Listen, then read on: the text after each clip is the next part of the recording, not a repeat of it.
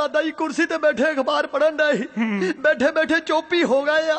अच्छा। मैं जाके दादा जी नू हिलाया, मैं कहा दादा जी 3 बारी बुलाया आ। फिर की होया? चौथी वारी अपने आप बोल पाए। होया की दादा जी नू? ਉਹੀ ਤੇ ਦੱਸਣ ਡਿਆ ਨਾ। ਹੁਣ ਤੂੰ ਦੱਸ ਲੜਾਈਆਂ ਕਿਹੜੇ ਘਰ 'ਚ ਨਹੀਂ ਹੁੰਦੀਆਂ। ਉਹ ਤਾਂ ਹੈ ਹੀ ਜੀ। ਦਾਦੀ ਨਾਲ ਮਾੜੀ ਜੀ ਬਹਿਸ ਹੋਈ ਆ ਤੇ ਦਾਦੇ 'ਚ ਤੈਨੂੰ ਪਤਾ ਗੁੱਸਾ ਹੀ ਬੜਾ ਸੀ। ਉਹ ਤਾਂ ਬਹੁਤ ਸੀ। ਦਾਦਾ ਗੁੱਸੇ ਨਾਲ ਰਸੋਈ 'ਚ ਗਿਆ ਤੇ ਜਾਂਦਿਆਂ ਨੇ ਮਿੱਟੀ ਦਾ ਤੇਲ ਪਾ ਲਿਆ। ਆਪਣੇ ਤੇ? ਨਹੀਂ, ਸਟੋਵ 'ਚ। ਪੂਰੇ ਕਿਵੇਂ ਹੋ ਗਏ? ਆ ਦੱਸਣ ਲੱਗਾ ਨਾ, ਰਸੋਈ 'ਚ ਲੱਗਾ ਸੀ ਕਿਤੇ ਪੱਖਾ ਤੇ ਤਾਰਾਂ ਉਹਦੀਆਂ ਨੰਗੀਆਂ ਤਾਰਾਂ? ਹਾਂ, ਤੇ ਨੰਗੀਆਂ ਤਾਰਾਂ ਨੂੰ ਹੱਥ ਲਾਉਂਦੇ ਸਾਰੀ ਚੰਬੜ ਗਏ? ਨਹੀਂ, ਬੱਤੀ ਚਲੀ ਗਈ। ਸ਼ੁਕਰ ਹੈ ਗਵਰਨਮੈਂਟ ਦਾ ਜਿਹੜੇ 3-3 ਦਿਨ ਦੇ ਕੱਟ ਮਾਰਨ ਡਈ। ਹੋਇਆ ਕੀ? ਮਤਲਬ ਪੂਰੇ ਕਿਵੇਂ ਹੋ ਗਏ? ਉਹੀ ਤੇ ਦੱਸਣ ਡਿਆ ਲਹਿਰੀ। ਜਦੋਂ ਸ਼ਾਮ ਨੂੰ ਮੈਂ ਦਾਦਾ ਜੀ ਦੇ ਕਮਰੇ 'ਚ ਰੋਟੀ ਲੈ ਕੇ ਗਿਆ ਨਾ ਤੇ ਚੰਗੇ ਭਲੇ ਹੱਸਣ ਡਏ ਸੀ। ਹਲੇ ਰੋਟੀ ਦੀ ਪਹਿਲੀ ਬੁਰਕੀ ਤੋੜ ਕੇ ਮੂੰਹ 'ਚ ਪਾਈ ਆ। ਫਿਰ ਕੀ ਹੋਇਆ? ਕਹਿੰਦੇ ਰੋਟੀ ਸਵਾਦ ਹੀ ਬੜੀ।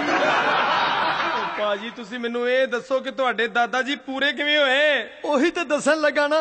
ਹੁਣ ਸਵਾਦ ਦੇ ਵਿੱਚ 10 ਰੋਟੀਆਂ ਖਾ ਗਏ ਆ।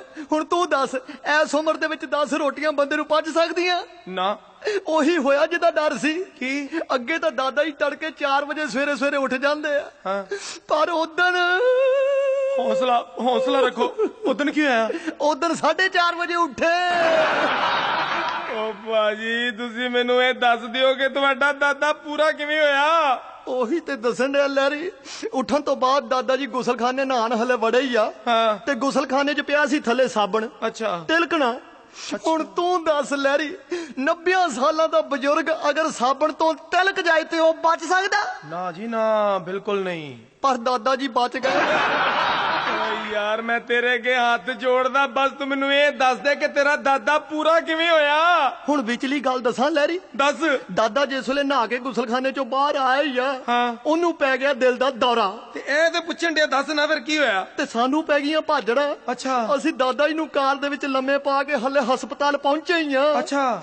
ਤੇ ਡਾਕਟਰ ਨੇ ਨਬਜ਼ ਦੇਖ ਕੇ ਉਸੇ ਵੇਲੇ ਕਹਿਤਾ ਕਿ ਘਬਰਾਉਣ ਦੀ ਕੋਈ ਲੋੜ ਨਹੀਂ, ਦਾਦਾ ਜੀ ਠੀਕ ਠਾਕ ਹੈ।